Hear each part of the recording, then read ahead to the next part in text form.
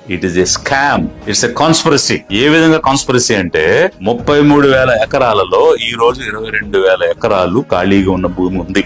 ఈ రోజు విశాఖపట్నంలో భూమి విలువ మన రాష్ట్ర ప్రజలందరికీ తెలుసు. కనీసం ఎకరం 10 కోట్ల రూపాయలు విలువ చేస్తాం. అయితే మన క్యాలిక్యులేషన్ కి 5 కోట్లనే వేసుకుందాం. 22,000 ఎకరాలకి 5 కోట్లు చొప్పున వేస్తే ఎంత వస్తుంది? 1,10,000 కోట్లు వస్తుంది. అది కాకుండా ప్లాంట్ అండ్ మెషినరీ 8,000 కోట్లలో 8,000 ఎకరాల్లో టౌన్షిప్ డెవలప్ అయి ఉంది. సో అక్కడ ఇన్ఫ్రాస్ట్రక్చర్ ఉంది. అది కనీసంగా అంటే ఇంకొక 1,00,000 కోట్లు ఉంది. అంటే ఇంచుమించుగా 2.5 లక్షల కోట్ల విలువైన భూమి, ప్లాంట్, ఇన్ఫ్రాస్ట్రక్చర్ ఈ రోజు విశాఖ సిటీలో ఉంది. అలాంటి దాన్ని వీళ్ళు డెట్ అని, లాసెస్ అని, మార్కెట్ అని చెప్పి అమ్మకానికి పెట్టి ఎంత కోట్ చేశారో తెలుసా?